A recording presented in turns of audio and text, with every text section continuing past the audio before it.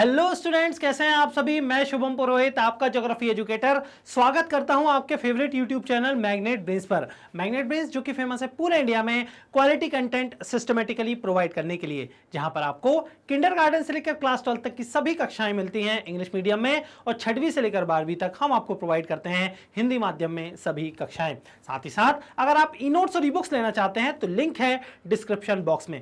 हम लोग कक्षा 12वीं का जो चैप्टर है वो चैप्टर जनसंख्या वितरण, घनत्व, वृद्धि और संगठन, इस चैप्टर के बारे में हम लोग पढ़ रहे थे। इस चैप्टर से संबंधित जितनी भी वीडियोस थी या इस चैप्टर से संबंधित जो भी जानकारी थी मैंने आप लोगों को सारी प्रोवाइड करवा दी थी। अब जो है हम लोगों ने एनसीईआरटी सॉल्यूशन भी कंप्लीट कर लिए हैं, एमसीक्यूज भी लगा लिए हैं और कंप्लीट चैप्टर रिवीजन भी कर लिया है। लेकिन आप लोगों के माइंड में एक बात रहती है कि सर कोई एक ऐसी वीडियो बना दीजिए जो है 15-20 मिनट में ना पूरा चैप्टर रिवाइज करवा दे, क्योंकि एग्जाम टाइम में ना हमारे पास तो समय नहीं रहता। 15-20 मिनट में जो है हमारा रिवीजन परफेक्ट हो जाए, और आपकी इस सुविधा का ध्यान ही मैग्नेट ब्रेन्स रखता है। तो मैग्नेट ब्रेन्स ने आपके लिए लाया है क्विक रिवीजन। आज की इस वीडियो में हम लोग जो है जनसंख्या वितरण, घनत्व, वृद्धि और संगठन, इस चैप्टर का बहुत जल्दी जो है रिवीजन करने वाले हैं। हालांकि आपने अगर इस चैप्टर से संबंधित लॉन्ग वीडियोस नहीं देखे हैं तो आप यूट्यूब चैनल पर जाकर इस चैप्टर की पूरी फुल वीडियो जो है देख सकते हैं, और उन वीडियोस को देखने के बाद ही ये वाली जो वीडियो है आप लोगों को बहुत अच्छे से क्लियर होगी। चलिए स्टार्ट करते हैं। अब देखिए चैप्टर का नाम ही है जनसंख्या वितरण, घनत्व और वृद्धि। तो सबसे पहले आप लोगों को यह पता होना चाहिए कि भाई जनसंख्या वितरण क्या होता है। मैंने आप लोगों को बताया था कि भूपृष्ठ पर मतलब किस जगह पर कितने लोग रहते हैं, इसी को तो क्या बोलते हैं, जनसंख्या वितरण बोलते हैं। तो जनसंख्या वितरण का अर्थ क्या है कि किसी भी क्षेत्र में जनसंख्या कैसे वितरित की जाती है, किसी भी जगह पर किसी भी क्षेत्र पर जनसंख्या कैसे वितरित की जाती है, इसी को बोला जाता है जनसंख्या वितरण।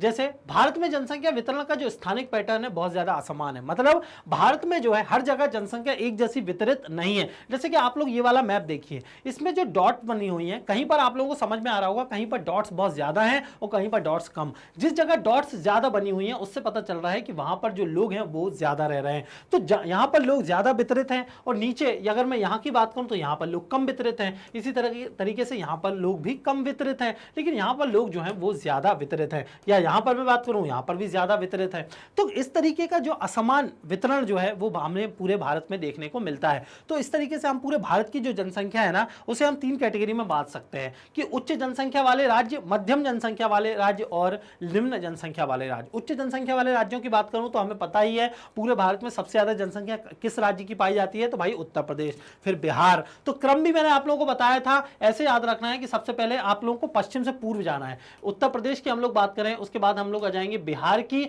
उसके बाद हम लोगों को बस एक याद रखना है कि यहां एकदम से महाराष्ट्र की एंट्री हो जाती है। तो उत्तर प्रदेश, बिहार, महाराष्ट्र, और उसके बाद आता है वेस्ट बंगाल यानी पश्चिम बंगाल। तो कम से कम 3 नाम या ज्यादा से ज्यादा 4 जो नाम है आपको टॉप जो है जनसंख्या वाले राज्यों के पता ही होना चाहिए। उच्च जनसंख्या वाले राज्यों की मैं बात करूं तो भारत में उत्तर प्रदेश, बिहार, महाराष्ट्र, पश्चिम बंगाल और तमिलनाडु, राजस्थान, कर्नाटक, ये सभी राज्य उच्च जनसंख्या वाले हैं, जिसमें भारत की लगभग 76 जनसंख्या जो है परसेंट जनसंख्या रहती है। मध्यम जनसंख्या वाले राज्यों की बात करूं तो मैं असम, हरियाणा, झारखंड, छत्तीसगढ़, केरल, यहां पर मीडियम जो जनसंख्या रेंज है वो पाई जाती है। और कम जनसंख्या वाले राज्यों की मैं बात करूं तो आप लोग पाएंगे कि भारत में जो हिली स्टेट्स हैं या नॉर्थ ईस्ट के जो स्टेट्स हैं वहां पर जनसंख्या जो है वो कम पाई जाती है। तो उम्मीद करता हूं आप लोगों को ये वाली स्लाइड जो है बहुत अच्छे से क्लियर हो गई होगी। अब आपके मन में क्वेश्चन आ रहा होगा कि भाई जनसंख्या का ये असमान वितरण, मतलब कहीं पर लोग ज्यादा और कहीं पर लोग कम रहते क्यों हैं। तो आप लोगों ने नोटिस किया होगा कि यहां पर मान लीजिए जो चीजें हैं बहुत अनुकूल है, मैं जैसे डिमांड कर रहा हूं, मुझे कहीं पर रहना है तो ऑब्वियसली मैं ऐसी जगह ही रहूंगा ना जहां पर, अगर मैं भौगोलिक क्षेत्रों की बात करूं तो वो एरिया जो प्लेन हो, थी ना, एरिया प्लेन होना चाहिए। हिली जगह पे तो मैं रहूंगा नहीं, हिली स्टेशन में, पर्वतीय इलाकों पे तो मैं रहूंगा नहीं, क्योंकि वहां पर सर्वाइव करना बहुत ज्यादा मुश्किल होता है। आप लोगों ने देखा होगा पर्वतीय इलाकों में रोड बनाना, मकान बनाना और जो है वो बहुत ज्यादा टफ पड़ता है। तो मैं ऐसी जगह रहूंगा भाई जहां पर रोड जो है समतल है, ऐसी जगह रहूंगा जहां पानी की उपलब्धता है, ऐसी जगह मैं रहूंगा जहां की जलवायु अनुकूल है। ऐसा तो नहीं बहुत ज्यादा गर्मी, बहुत ज्यादा ठंड पड़ रही है तो मैं रह ही नहीं पा रहा। ऐसी जगह रहूंगा जहां की मिट्टी क्या है, उपजाऊ है, क्योंकि अगर मैं खेती बाड़ी करता हूं तो मैं ऐसी जगह रहूं जहां की रेगिस्तानी मिट्टी है तो मेरे काम की नहीं है, मैं पैदा क्या करूंगा। तो भौगोलिक कारक, कुछ आर्थिक कारक, कुछ सामाजिक कारक और कुछ राजनीतिक कारक किसी जगह के जनसंख्या वितरण को प्रभावित करते हैं। जैसे कि मैंने समझा ही दिया कि जहां पर जल होगा वहां पर लोग रहेंगे, जहां की भू आकृति समतल होगी वहाँ लोग रहेंगे, जहाँ की जलवायु अच्छी रहेगी तो वहाँ लोग रहेंगे, और जहाँ की मिट्टी सही रहेगी। इसी तरीके से कुछ आर्थिक कारक भी हैं, जैसे जहाँ पर खनिज संपदा ज़्यादा होती है, जहाँ पर नगरीकरण होता है और जहाँ पर औद्योगिकरण होता है, वहाँ पर लोग ज़्यादा रहना पसंद करते हैं। क्यों? क्योंकि क्योंकि औद्योगिकरण मतलब जहाँ पर उद्योग लगेंगे वहाँ पर रोजगार मिलेगा।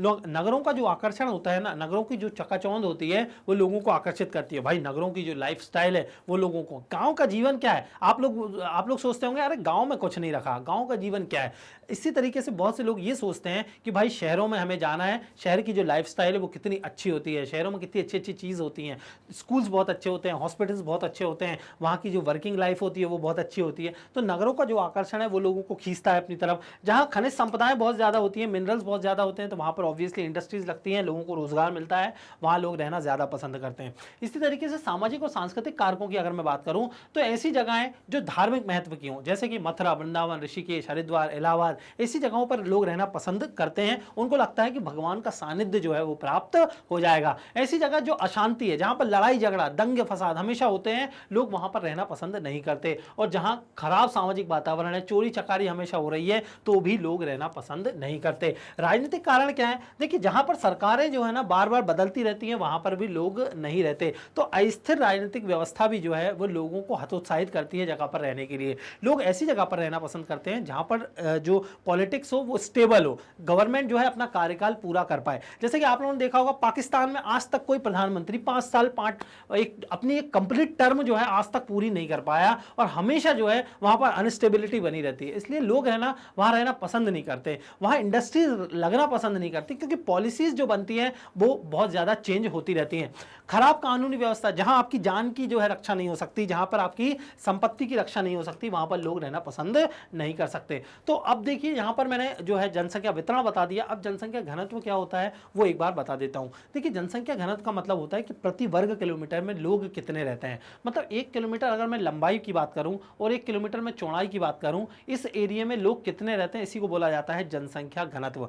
2011 की अगर हम लोग बात करें तो 2011 की जनगणना के अनुसार लगभग भारत का जो जनसंख्या घनत्व 382 लोग, मतलब 1 वर्ग किलोमीटर में भारत में कितने लोग रहते हैं, 382 लोग रहते हैं। जैसे कि मैंने आप लोगों को बताया था कि जनसंख्या वितरण असमान है भारत का, वैसे ही जनसंख्या घनत्व का भी असमान है। कहीं पर 1 वर्ग किलोमीटर में 382 लोग रह रहे हैं, कहीं पर 17 लोग रह रहे हैं, तो कहीं पर 11,000 लोग रह रहे हैं। इस तरीके का असमान जनसंख्या घनत्व पाया जाता है। तो आप लोगों को यहाँ पर डेटा थोड़ा सा याद रखना है। जैसे कि 2011 का जनगणना घनत्व कितना था, 382 था। अगर हम राज्य स्तर पर जनगणना घनत्व या जनसंख्या घनत्व की बात करें तो अरुणाचल प्रदेश का जो जनसंख्या घनत्व है वो कितना है, 17। मतलब अरुणाचल प्रदेश में 17 लोग प्रति वर्ग किलोमीटर में पाए जाते हैं। इसी तरीके से बिहार की हम लोग बात करें तो बिहार का जो जनसंख्या घनत्व है वो कितना है, 1106। अगर मैं और राज्यों की बात करूं तो दिल्ली का जो जनसंख्या घनत्व है वो सर्वाधिक है, लगभग कितना, 11,320। मतलब 1 वर्ग किलोमीटर में दिल्ली में कितने लोग रहते हैं, 11,320 लोग रहते हैं। अगर मैं किसकी बात करूं, अंडमान निकोबार की बात करूं तो भारत में लगभग 86 लोग प्रति वर्ग किलोमीटर में रहते हैं। तो कुछ राज्यों के नाम, खासकर मैंने अभी यहां पर जो बताया कि बिहार में, राज्यों की अगर मैं बात करूं तो बिहार में सर्वाधिक लोग रहते हैं। केंद्र शासित प्रदेश की मैं बात करूं तो दिल्ली में सर्वाधिक जनसंख्या घनत्व पाया जाता है। छोटे राज्यों की अगर मैं बात करूं या राज्यों की बात करूं तो अरुणाचल प्रदेश का जो जनसंख्या घनत्व है वो केवल 17, मतलब अरुणाचल प्रदेश में 17 लोग 1 वर्ग किलोमीटर में रहते हैं।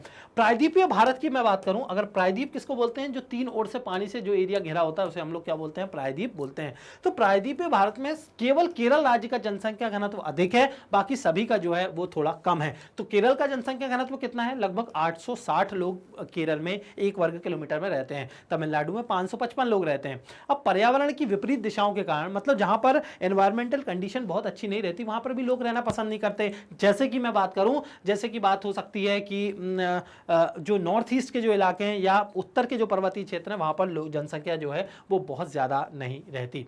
अब मैं जनसंख्या वृद्धि की बात करूं, जनसंख्या वृद्धि क्या होता है, देखिए 2 समय पीरियड की अगर हम लोग देखें, 2 समय पीरियड में, 2 टाइम पीरियड में जनसंख्या का जो बढ़ना होता है उसी को बोला जाता है जनसंख्या बढ़ोतरी या जनसंख्या परिवर्तन। एग्जाम्पल के थ्रू समझते हैं। जैसे कि मान लीजिए लीजिए एक ईयर मैंने ले लिया 2001 और दूसरा जो ईयर मैंने लिया है 2011। मान लीजिए 2001 में जो जनसंख्या भारत की थी वो थी 100 करोड़ और 2011 में जो जनसंख्या हो गई भारत की वो हो गई 121 करोड़। अब दो टाइम पीरियड हम लोगों ने देख लिए, तो एक टाइम पीरियड से दूसरे टाइम पीरियड में जनसंख्या में जो परिवर्तन होता है उसी को हम लोग बोलते हैं जनसंख्या वृद्धि। ठीक है, यहां पर परिवर्तन कितना हुआ, यहां पर हुआ मान लो 21 करोड़, तो आप लोग बोलेंगे जनसंख्या वृद्धि कितनी हो गई, 21 करोड़ हो गई। तो देख लीजिए दो विभिन्न समय बिंदुओं के मध्य जनसंख्या के होने वाले शुद्ध परिवर्तन को जनसंख्या वृद्धि बोलते हैं। अब देखिए भारत की अगर हम लोग बात करें, जनसंख्या वृद्धि की ही बात करें सबसे पहले, कि आप लोगों के मन में क्वेश्चन हो रहा होगा कि भाई जनसंख्या बढ़ती क्यों है। जनसंख्या दो कारणों से बढ़ सकती है, या तो जन्म जो है ज्यादा लोगों ले रहे हो और मृत्यु जो है वो बहुत ज्यादा मृत्यु जो है वो बहुत कम लोगों की हो रही हो। समझ गए ना, यदि ज्यादा लोगों का जन्म हो रहा हो, मृत्यु बहुत कम लोगों की हो रही हो, मर बहुत कम लोग रहे हैं, सिर्फ पैदा ही पैदा हो रहा है, तो जनसंख्या बढ़ेगी। तो ये एक फैक्टर होता है जनसंख्या बढ़ने का। लेकिन ये जो फैक्टर है ना, इसको बोलते हैं जनसंख्या की प्राकृतिक वृद्धि। क्या बोलते हैं, नेचुरल ग्रोथ ऑफ पॉपुलेशन, जनसंख्या की प्राकृतिक वृद्धि। लेकिन जनसंख्या की वास्तविक जो वृद्धि है ना, वो एक फैक्टर और पर डिपेंड करती है, जिसे बोला जाता है प्रवास। क्या बोला जाता है, प्रवास या माइग्रेशन। प्रवास का मतलब तो आप लोगों को पता ही है, एक व्यक्ति एक जगह से जब दूसरी जगह जाता है उसी को हम लोग क्या बोलते हैं, प्रवास। अब इसको एक एग्जांपल के थ्रू समझते हैं। एक जगह है मान लो ए से अहमदाबाद और बी, दूसरी जगह है बी का मतलब है बॉम्बे। अगर कोई व्यक्ति ए जगह से मतलब अहमदाबाद से अगर बॉम्बे जा रहा है तो इसको हम लोग क्या बोलेंगे, प्रवास। तो अहमदाबाद से अगर व्यक्ति जा रहा है तो जो व्यक्ति जा रहा है उसे बोला जाता है उत्प्रवासी। क्या बोला जाएगा, उत्प्रवासी। मैंने याद रखने की ट्रिक बताई थी आप लोगों को, ए से जा रहा है, ए से जो है बी जगह जा रहा है, उड़ जा रहा है, मतलब ए से क्या हो रहा है, उड़ रहा है, उड़ने से याद रखना है आपको उत्प्रवासी। ए जगह से उड़कर बी जगह चला गया, इसलिए उड़ना मतलब उत्प्रवासी। बी जगह पर आ गया, इसको बोला जाएंगे आ गया ना, तो इसलिए बोलेंगे इसको अप्रवासी। तो उत्प्रवासी और अप्रवासियों से भी जनसंख्या किसी जगह की बढ़ती और घटती है। फॉर एग्जांपल अगर मान लीजिए इंडिया से छोड़कर लोग जो है अमेरिका जो है रहने चले जाएं, तो अमेरिका की जनसंख्या बढ़ जाएगी कि नहीं, बिल्कुल ऑब्वियसली बढ़ेगी। और इंडिया छोड़कर जा रहे हैं तो इंडिया की जनसंख्या कम होगी कि नहीं, ऑब्वियसली कम होगी। तो ये जो चीज जो प्रवास पर निर्भर करती है और जन्म मृत्यु पर तो निर्भर करती है, प्रवास पर भी अगर निर्भर करती है, तो इसे बोला जाता है जनसंख्या की वास्तविक वृद्धि। अब इसका फॉर्मूला क्या होगा, देखिए फॉर्मूला हम लोग देख लेते हैं। जनसंख्या की जो वास्तविक वृद्धि है उसका फॉर्मूला होता है जन्म माइनस मृत्यु प्लस अप्रवास माइनस उत्प्रवास। मतलब इसमें क्या किया, जिन लोगों ने जन्म लिया उनको क्या कर दिया प्लस, जो लोग आए उनको क्या कर दिया प्लस, लेकिन जिन लोगों की मृत्यु होगी उनको तो माइनस करना पड़ेगा ना, तो मृत्यु वालों को क्या कर दिया माइनस, और जो लोग देश छोड़कर चले गए उनको क्या कर दिया माइनस। तो जन्म वाले और आने वाले लोगों को प्लस, मृत्यु वाले और जाने वाले लोगों को माइनस। ये जो फॉर्मूला बन गया इसी को बोलते हैं जनसंख्या की वास्तविक वृद्धि। और किसी समय विशेष में अगर जनसंख्या परिवर्तन को जब प्रतिशत में व्यक्त किया जाए, कहने का मतलब क्या है, जनसंख्या में जो परिवर्तन होता है ना उसको आप दो तरीके से बता सकते हो। एक तरीका तो यह है कि जो जनसंख्या बढ़ रही है, मान लो 100 लोग थे, 100 लोग से मान लो हो गए 120 लोग, तो आप बोलोगे कि 20 लोग बढ़ गए। तो एक तरीका यह है जनसंख्या वृद्धि बताने का। और दूसरा जो तरीका है जिसको आप परसेंटेज में बताते हो, जैसे कि मान लो 20% जनसंख्या बढ़ गई। अब परसेंटेज के फॉर्म में जब भी किसी चीज को बताया जाता है तो उसे बोला जाता है दर। क्या बोला जाता है, दर। तो किसी विशेष क्षेत्र में विशेष समयावधि में होने वाले जनसंख्या परिवर्तन को जब प्रतिशत में व्यक्त किया जाए तो उसे जनसंख्या वृद्धि दर बोलेंगे। क्या बोलेंगे, जनसंख्या वृद्धि दर। उम्मीद करता हूं आप लोगों को ये चीज समझ में आ गई होगी। इस चार्ट में जो है ना हर साल भारत में जनसंख्या किस तरीके से बढ़ी घटी है वो बताया गया है।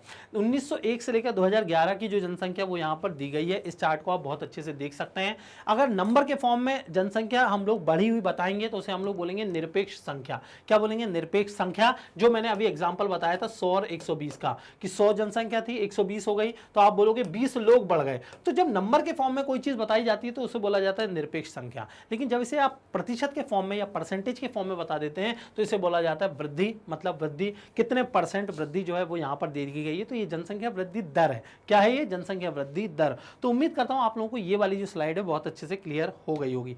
मैंने आप लोगों को बताया था कि भारत की जो जनसंख्या है ना पिछले 100 साल में बढ़ी ही बढ़ी है। तो पिछले 100 साल को अगर हम 4 फेज में बांट दें और यह अध्ययन करें कि भारत की जनसंख्या किस तरीके से बढ़ी है या घटी है, तो इसे हम लोग बोलते हैं जनसंख्या वृद्धि की चार प्रवृत्तियों को हम लोग जनसंख्या वृद्धि की यहां पर समझने वाले हैं।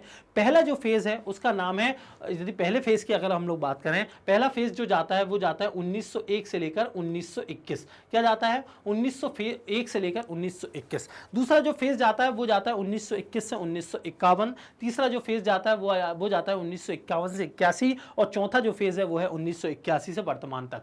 तो एक एक करके चारों फेज समझते हैं। देखिए पहला जो फेज था ना 1901 से लेकर 1921 का, इस फेज में ना जनसंख्या में जो जन्म दर थी बहुत ज्यादा हाई थी, मतलब बहुत ज्यादा लोग पैदा हो रहे थे, लेकिन मर भी बहुत ज्यादा रहे थे। क्यों? क्योंकि मर इसलिए रहे थे क्योंकि भाई देश जो था अंग्रेजों का गुलाम था। भाई 1901 और 1921 समझ रहे हो ना, हम लोग इस समय गुलाम थे। तो जब हम गुलाम थे तो इस समय ना स्वास्थ्य सुविधाएं बहुत अच्छी थी, ना हमको जो है जागरूकता थी, हमारे अंदर अवेयरनेस थी स्वास्थ्य को लेकर, और ना ही हमारे पास खाना था बहुत अच्छा, तो पोषण भी अच्छा नहीं मिलता था। इस वजह से जो था वो जन्म भी क्या होते थे, बहुत ज्यादा लोग पैदा होते थे, और मृत्यु भी जो होती थी बहुत ज्यादा होती थी। तो जन्म भी ज्यादा, मृत्यु भी ज्यादा। तो भाई ज्यादा लोग पैदा हो रहे हैं, उतने ही लोग मर रहे हैं, तो जनसंख्या बढ़ेगी क्या? नहीं। इसलिए इस फेज को बोलते हैं स्थिर वृद्धि की अवधि। क्या बोलते हैं? स्थिर वृद्धि की अवधि। सेकंड फेज पर आते हैं 1921 से 1951। अब क्या हो रहा है कि जन्म तो बहुत ज्यादा हाई है, लेकिन मृत्यु में जो है ना हम लोगों को थोड़ी सी जो है वो गिरावट देखने को मिल रही है। मृत्यु में जो है हल्की सी गिरावट देखने को मिलती है। इसलिए इसे बोला जाता है निरंतर वृद्धि के साथ अवधि। मतलब जनसंख्या बढ़ तो रही है, लेकिन उस स्पीड से नहीं बढ़ रही, थोड़ी स्पीड से बढ़ जरूर रही है। और मृत्यु जो है वो थोड़ी सी कम क्यों हो रही है? क्योंकि अब धीरे धीरे स्वास्थ्य सुविधाएं जो हो रही हैं वो बेहतर हो रही हैं। एक चीज आपको एग्जाम के पॉइंट ऑफ व्यू से याद रखना है, एक ईयर है जिसको बोलते हैं 1921। 1921 का जो ईयर है वो इतिहास की दृष्टि से बहुत ज्यादा इंपॉर्टेंट है। आप पूछेंगे क्यों? इसलिए क्योंकि ये वाला पुराना वाला चार्ट देखिए यहाँ पे एक बार, ये वाला, इस चार्ट में आप नोटिस करेंगे, आपकी एनसीईआरटी में भी दिया हुआ है कि ये जो साल है, आपको देखो जनसंख्या बताई गई है 1901 में कितनी थी, 1911 में कितनी थी, ऐसे 2011 में कितनी थी। इस दौरान आप पाएंगे कि 1921 का साल ही ना एकमात्र ऐसा साल है जहां पर जनसंख्या बढ़ने की बजाय घट गई। हर साल में बढ़ी है, लेकिन यहां पर घट गई। कितनी घट गई? लगभग 0.31% घट गई। कितने लोग कम हो गए? तो लगभग जो थे 7,72,117 लोग जो थे वो कम हो गए। तो ये पहला ऐसा साल है जहां पर जनसंख्या बढ़ने की बजाय घट गई। इसलिए इस साल को जो ना आप लोगों को याद रखना है, 1921 का साल। उसके बाद से तो हम दनादन बढ़े हैं, अभी तक 2011 तक हम बढ़ते ही हुए आ रहे हैं। ठीक है, तो 1921 वाला ईयर है, इसलिए मैंने वहां पर नोटिस कर दिया। तीसरा जो फेज है वो है 1921 51 से 81।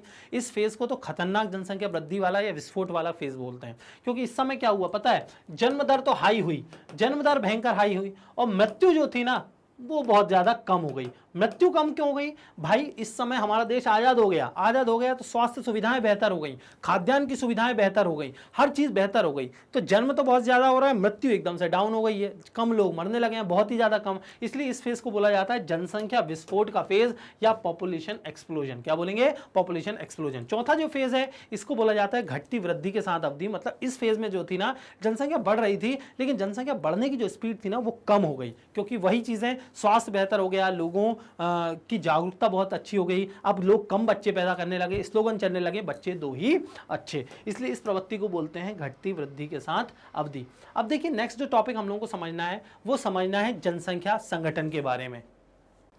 देखिए जनसंख्या संगठन का मतलब क्या होता है? किसी देश की जनसंख्या में किस धर्म, किस भाषा, किस जाति, किस आयु के लोग, किस लिंगानुपात के लोग अधिक रहते हैं, इसी को बोलते हैं जनसंख्या संगठन। मतलब कंपोजिशन क्या है जनसंख्या का, किस तरीके से लोग रहते हैं। मतलब रहन सहन की मैं बात नहीं कर रहा हूं, मतलब किस भाषा, धर्म या आयु के जो लोग हैं वो किस तरीके से रहते हैं, उनकी जनसंख्या का जो वर्गीकरण है वो क्या है, इसी को बोला जाता है जनसंख्या संगठन।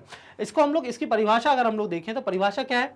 जनसंख्या संगठन का अभिप्राय एक देश की जनसंख्या का उसकी विशेषताओं जैसे कि आयु, लिंग, व्यवसाय आदि के आधार पर वर्णन करना, इसी को बोला जाता है जनसंख्या संगठन। अगर हम लोग बात करें भाषाओं की, तो पूरे भारत में जितनी भाषाएं बोली जाती है ना उसे हम 4 वर्गों में बांट सकते हैं। एक वर्ग है भारतीय, यूरोपीय, द्रविड़, ऑस्ट्रिक और चीनी तिब्बती। भारतीय जो यूरोपीय वर्ग है ये सबसे बड़ा है, सेकंड नंबर पे द्रविड़, और ये दोनों वर्गों को आप लोगों को याद रखना है। भारत में जितनी भी भाषाएं आती हैं ना, बोली जाती हैं, उन सारी भाषाओं को इन 4 वर्गों में हम लोग बांट सकते हैं। जैसे कि भारतीय जो यूरोपीय भाषा है ना वो बोली जाती है भारत के उत्तरी भारत में, पूरे उत्तर भारत में, खास खासकर इस भाषा वर्ग को बोलने वाले लोग अधिक हैं, जिनकी संख्या लगभग 73% है। आपको एनसीईआरटी में एक चार्ट दिया हुआ है, इस चार्ट को आप बहुत अच्छे से देख सकते हैं। भारतीय यूरोपीय भाषा वर्ग के लोग भारत में 73% है। इनकी जो फेमस जो भाषा है, सबसे ज्यादा जो भाषा है बोली जाती है भारतीय यूरोपीय वर्ग में, जो सब लोग बोलते हैं, वो है हिंदी। और पूरे जो हिंदी भाषी स्टेट हैं वहां पर भारतीय यूरोपीय या आर्य भाषा बोली जाती है। सेकंड नंबर पे जिस भाषा वर्ग को बोलने वाले लोग अधिक हैं वो है द्रविड़। मतलब पूरी दक्षिण भारत में द्रविड़ भाषा वर्ग को लोग बोलने वाले अधिक रहते हैं, जैसे कि मलयालम, तेलुगु, तमिल, उड़िया या कन्नड़ जो लैंग्वेज है वो द्रविड़ भाषा वर्ग को बोलने हैं। तो ये दो भाषा वर्ग तो आप लोगों को पता ही होने चाहिए। ऑस्ट्रिक भाषा वर्ग की अगर मैं बात करूं तो अगर मैं बात करूं पश्चिम बंगाल, बिहार, उड़ीसा, मध्य प्रदेश या मेघालय, अंडमान निकोबार के जो द्वीप समूह हैं वहां पर ऑस्ट्रिक भाषा समूह को बोलने वाले लोग अधिक रहते हैं। और चीनी तिब्बती, मतलब जो नॉर्थ ईस्ट का जो इलाका है वो चीनी तिब्बती भाषा वर्ग को बोलने वाले लोगों का अधिक है। इनमें से दो प्रमुख जो भाषा वर्ग हैं, खासकर कौन से, इनमें जो एक सेकेंड, अगर मैं बात करूं जो भारतीय यूरोपीय और द्रविड़, इन दोनों को आपको विशेष रूप से याद रखना है।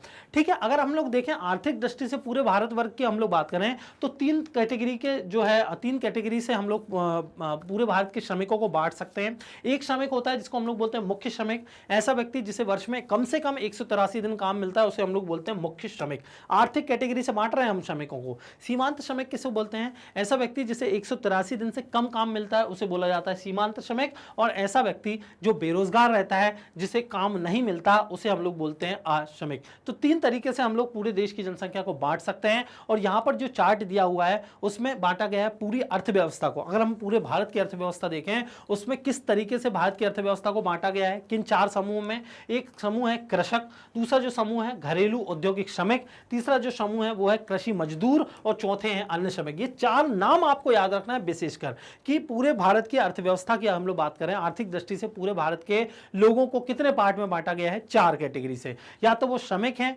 या तो वो कृषक हैं, या फिर वो घरेलू औद्योगिक श्रमिक हैं, या वो कृषि मजदूर हैं, या फिर वो अन्य श्रमिक हैं। तो ये नाम आपको याद रखना है। ये चार्ट आप लोग जब एनसीईआरटी देखेंगे तो बहुत अच्छे से समझ में आ जाएगा कि किस राज्य में कृषक ज्यादा है, घरेलू श्रमिक ज्यादा है, कृषि मजदूर ज्यादा है या अन्य श्रमिक ज्यादा है। अब मैं आप लोगों को बात बताऊं कि किशोर किसको बोलते हैं।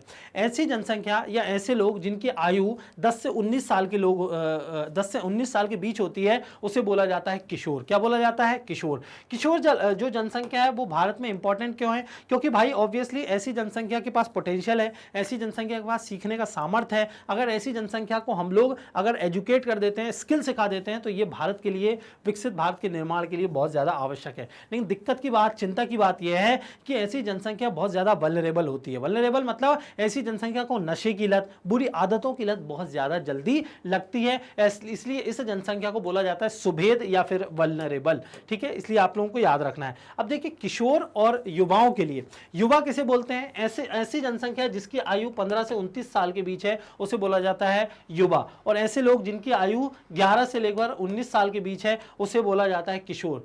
10 से लेकर 19 साल के बीच है उसे बोला जाता है किशोर। 10 से 19 साल के लोगों को किशोर और 15 से 29 साल के लोगों को युवा बोला जाता है। अब इन दोनों की इंपॉर्टेंस भारत की जो अर्थव्यवस्था है उसके लिए बहुत ज्यादा है, क्योंकि भाई इनके पास क्षमता है काम करने की, स्किल सीखने की, शिक्षित होने की। अब इसके लिए सरकार ने क्या किया है, युवा नीति लाई है। क्या लाई है, यूथ पॉलिसी, जो 2003 में भी आई थी और 2014 में भी आई थी। उद्देश्य क्या है इस यूथ पॉलिसी का, उद्देश्य यह है कि भाई उनको उनके चहुमुखी जो विकास है, कॉम्प्रिहेंसिव डेवलपमेंट पर हम लोगों को फोकस करना है, उनको अच्छी गाइडेंस देना है, उचित मार्गदर्शन करना है, उनके अंदर देशभक्ति की भावना और रिस्पॉन्सिबल सिटीजन यानी उत्तरदायी नागरिक वो कैसे बन सकें, इसकी भावना जो है वो विकसित करना है। तो राष्ट्रीय युवा नीति कब आई थी और इसके उद्देश्य क्या है आप लोगों को याद रखना है। तो उम्मीद करता हूं आप लोगों को ये वाली जो स्लाइड है, खासकर क्विक रिवीजन वाली, वो बहुत अच्छे से क्लियर हो गई होगी। हम लोगों ने क्या समझा, हम लोगों ने जनसंख्या वितरण, जनसंख्या घनत्व, हम लोगों ने ये देखा कि जनसंख्या वृद्धि क्या होती है, हम लोगों ने ये देखा कि जनसंख्या वृद्धि अगर हम लोग बात करें पूरे 100 साल में किस तरीके से हुए, और लास्ट में हम लोगों ने देखा युवाओं को फोकस करने के लिए सरकार ने लाई है यूथ पॉलिसी या युवा नीति। इस तरीके से हम लोगों ने 15 से 20 मिनट में जो है बहुत अच्छे से क्विक रिवीजन जो है पूरे चैप्टर का कर लिया है। एग्जाम टाइम में आप लोग जो है इस वीडियो को विशेषकर देखें, क्योंकि आपको इससे एग्जाम में बहुत ज्यादा हेल्प मिलेगी। इसी तरीके से मैग्नेट ब्रेन सीबीएसई बोर्ड के साथ Delhi board, Bihar board, UP board, MP board और राजस्थान बोर्ड में आप लोगों के लिए क्लासेस लेकर आया बढ़ाया है। साथ ही साथ हम लोग वैदिक मैथ्स क्रैश कोर्स और स्पोकन इंग्लिश की क्लासेस भी आपके लिए चला रहे हैं।